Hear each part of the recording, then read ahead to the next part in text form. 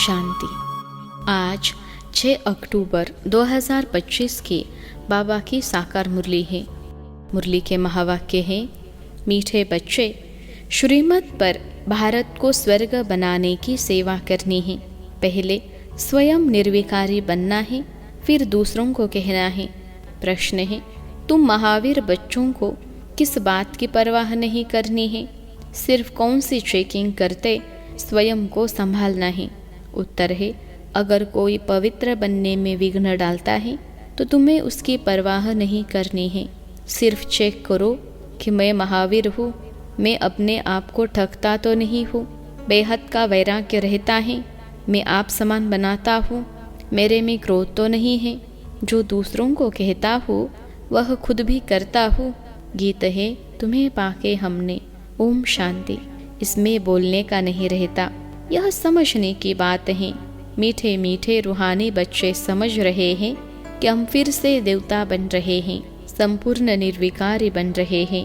बाप आकर कहते हैं, बच्चे काम को जीतो अर्थात पवित्र बनो। बच्चों ने गीत सुना, अब फिर से बच्चों को स्मृति आई है। हम बेहद के बाप से बेहद का वर्षा लेते हैं जो कोई छीन न सके। वहाँ दूसरा कोई छीनने वाला होता ही नहीं है। उसको कहा जाता है अद्वैत राज्य, फिर बाद में रावण राज्य दूसरे का होता है। अभी तुम समझ रहे हो, समझाना भी ऐसे है। हम फिर से भारत को श्रीमत पर वाइसलेस बना रहे हैं। ऊंचते ऊंच भगवान तो सब कहेंगे, उनको ही बाप कहा जाता है। तो यह भी समझाना है, लिखना भी है। भारत जो संपूर्ण निर्विकारी स्वर्ग था, वह अब विकारी नरक बन गया है। फिर हम श्रीमत पर भारत को स्वर्ग बना रहे हैं। बाप जो बताते हैं उसको नोट कर, फिर उस पर विचार सागर मंथन कर लिखने में मदद करनी चाहिए। ऐसा क्या क्या लिखे जो मनुष्य समझे भारत बरोबर स्वर्ग था, रावण का राज्य था नहीं। बच्चों को बुद्धि में है। अभी हम भारतवासियों को बाप वाइसलेस बना रहे हैं। पहले अपने को देखना है। हम निर्विकारी बने हैं। ईश्वर को मैं ठगता तो नहीं हूँ। ऐसे नहीं कि ईश्वर हमको देखता थोड़े ही हैं। तुम्हारे मुख से यह अक्षर निकल न सके। तुम जानते हो, पवित्र बनाने वाला पतित पावन एक ही बाप है। भारत वाइसलेस था तो स्वर्ग था। यह देवताएं संपूर्ण निर्विकारी है ना। यथा राजा रानी तथा प्रजा होगी, तब तो सारे भारत को स्वर्ग कहा जाता है ना। अभी नरक है। यह 84 जन्मों की सीढ़ी बहुत अच्छी चीज है। कोई अच्छा हो तो उनको सौगात भी दे सकते हैं। बड़े बड़े आदमियों को बड़ी सौगात मिलती है ना। तो तुम भी जो आते हैं उनको समझाकर ऐसी ऐसी सौगात दे सकते हो। चीज हमेशा देने के लिए तैयार रहती हैं। हम तुम्हारे पास भी नॉलेज तैयार रहनी चाहिए। सीढ़ी में पूरा ज्ञान है। हमने कैसे 84 जन्म लिए हैं, यह याद रहना चाहिए। यह समझ की बात है ना। ज़रूर जो पहले आए हैं उन्होंने ही 84 जन्म लिए हैं। बाप 84 जन्म बताकर फिर कहते हैं, इनके बहुत जन्मों के अंत में साधारण तन में प्रवेश करता हूँ। फिर इनका नाम रखता हूँ ब्रह्मा। इन द्वारा ब्राह्मण रचता हूँ। नहीं तो ब्राह्मण कहाँ से लाऊं? ब्रह्मा का बाप कभी सुना है क्या? जरूर भगवान ही कहेंगे। ब्रह्मा और विष्णु को दिखाते हैं सूक्ष्म वतन में। बाप तो कहते हैं, मैं इनके 84 जन्मों के अंत में प्रवेश करता हूँ। एडॉप्ट किया जाता है तो नाम बदली किया जाता है। सन्यासी भी कराया जाता है। सन्यासी भी जब सन्यास करते हैं तो फौरन भूल नहीं जाते हैं, याद जरूर रहती है। तुमको भी याद रहेगी, परंतु तुमको उनके लिए वैराग्य है, क्योंकि तुम जानते हो यह सब कब्र दाखिल होने हैं। इसलिए हम उनको याद क्यों करें? ज्ञान से सब कुछ समझना है अच्छी रीति। वह भी ज्ञान से ही घर बार छोड़ते हैं। उनसे पूछा जाए घर बार कैसे छोड़ा तो बताते नहीं। फिर उनको युक्ति से कहा जाता है, आपको कैसे वैराग्य आया है, हमको सुनाओ तो हम भी ऐसा करें। तुम टेम्पटेशन देते हो कि पवित्र बनो, बाकी तुमको याद सब है। छोटेपन से लेकर सब बता सकते हो। बुद्धि में सारा ज्ञान है। कैसे यह सब ड्रामा के एक्टर्स हैं। जो पाठ बजाते आए हैं। अभी सबके कलयुगी कर्म बंधन टूटने हैं, फिर जाएंगे शांति धाम। वहाँ से फिर सबका नया संबंध जुटेगा। समझाने की पॉइंट्स भी बाबा अच्छी अच्छी देते रहते हैं। यही भारतवासी आदि सनातन देवी देवता धर्म वाले थे तो वाइसलेस थे, फिर 84 जन्मों के बाद विशेष बने। अब फिर वाइसलेस बनना है, परंतु पुरुषार्थ कराने वाला चाहिए। अभी तुमको बाप ने बताया है। बाप कहते हैं तुम वही हो ना। बच्चे भी कहते हैं आप वही हैं। बाप कहते हैं कल्प पहले भी तुमको पढ़ाकर राज्य भाग्य दिया था। कल्प कल्प ऐसे करते रहेंगे। ड्रामा में जो कुछ हुआ विघ्न पड़े फिर भी पड़ेंगे। जीवन में क्या क्या होता है याद तो रहता है ना। इनको तो सब याद है, बतलाते भी है। गावड़े का छोरा था और वैकुंठ का मालिक बना। वैकुंठ में गावड़ा कैसे होगा यह तुम अभी जानते हो। इस समय तुम्हारे लिए भी यह पुरानी दुनिया गावड़ा है ना। कहा वैकुंठ, कहा यह नर्क। मनुष्य तो बड़े बड़े महल बिल्डिंग आदि देख समझते हैं यही स्वर्ग है। बाप कहते हैं यह तो सब मिट्टी पत्थर है, इनकी कोई वैल्यू नहीं। वैल्यू सबसे शास्ती हीरे की होती है। बाप कहते हैं विचार करो, सतयुग में तुम्हारे सोने के महल कैसे थे। वहाँ तो सब खानियाँ भरी होती हैं, ढेर का ढेर सोना होता है। तो बच्चों को कितनी खुशी होनी चाहिए। कोई समय मुरझाई आती है तो बाबा ने समझाया है कि ऐसे रिकॉर्ड हैं जो तुमको फौरन खुशी में ला देंगे। सारा ज्ञान बुद्धि में आ जाता है। समझते हो बाबा हमको विश्व का मालिक बनाते हैं, वह कभी कोई छीन न सके। आधा कल्प के लिए हम सुखधाम का मालिक बनते हैं। राजा का बच्चा समझता है हम इस हद की राजाई के वारिस हैं। तुमको कितना नशा रहना चाहिए। हम बेहद के बाप के वारिस हैं। बाप स्वर्ग की स्थापना करते हैं, हम 21 जन्मों के लिए वारिस बनते हैं। कितनी खुशी होनी चाहिए। जिसका वारिस बनते हैं उनको भी ज़रूर याद करना है। याद करने बिगर तो वारिस बन नहीं सकते। याद करे तो पवित्र बने तभी वारिस बन सकें। तुम जानते हो श्रीमत पर हम विश्व के मालिक डबल सिरताज बनते हैं। जन्म बाय जन्म हम राजय करेंगे। मनुष्यों का भक्ति मार्ग में होता है विनाशी दान पुण्य। तुम्हारा है अविनाशी ज्ञान धन। तुमको कितनी बड़ी लॉटरी मिलती है, कर्मों अनुसार फल मिलता है ना। कोई बड़े राजा का बच्चा बनता है तो बड़ी हद की लॉटरी कहेंगे।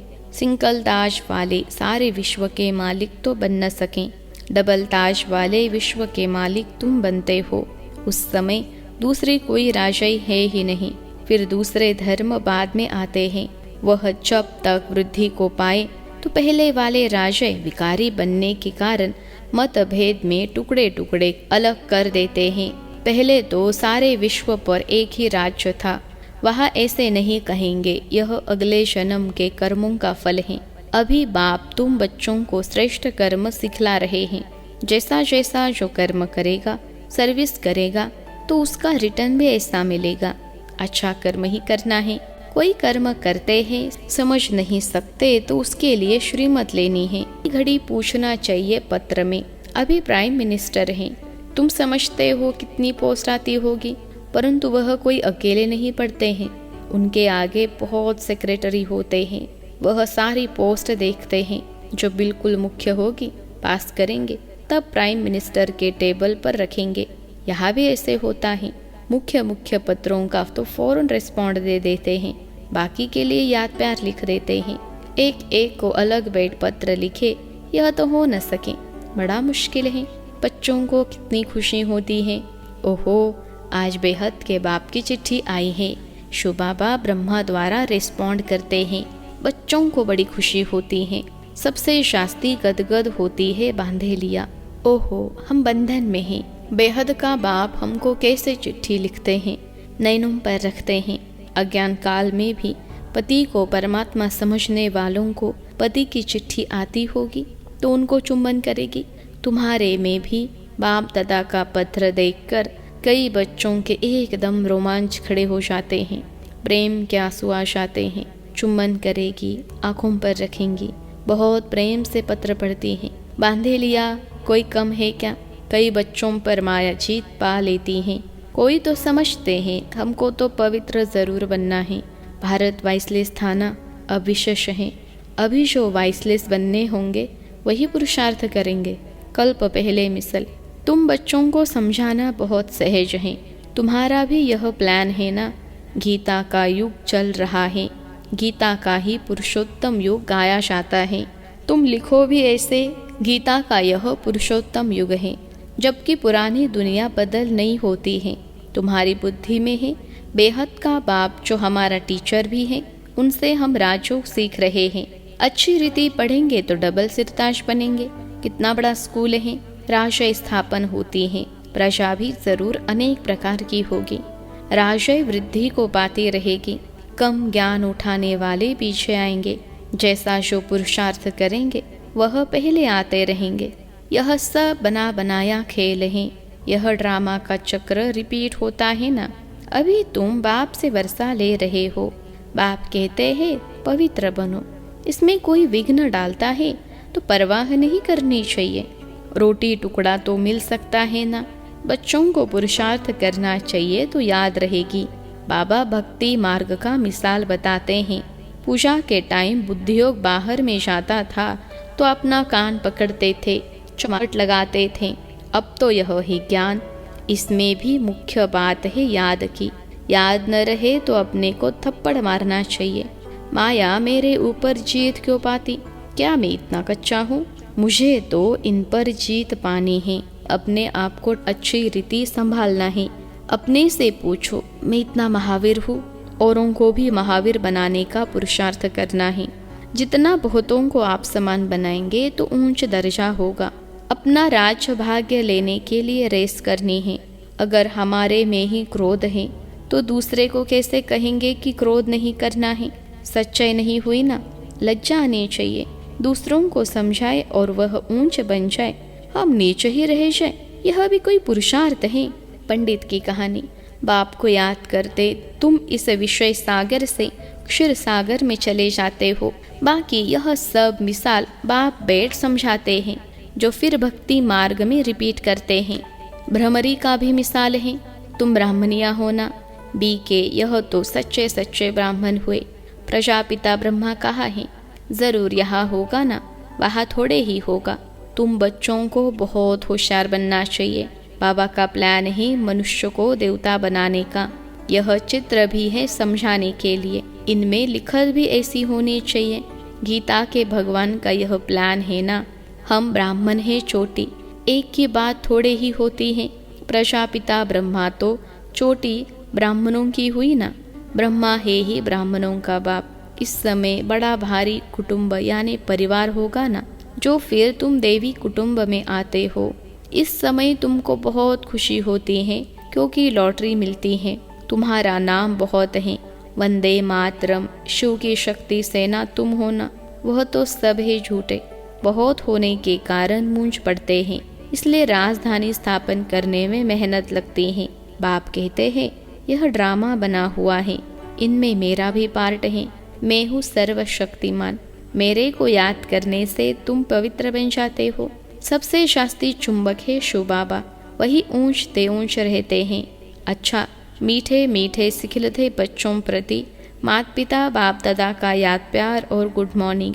रूहानी बाप की रूहानी बच्चों को नमस्ते। हम रूहानी बच्चों की सिखिलते रूहानी माता पिता बाप दादा को याद प्यार, गुड मॉर्निंग और नमस्ते बाबा नमस्ते।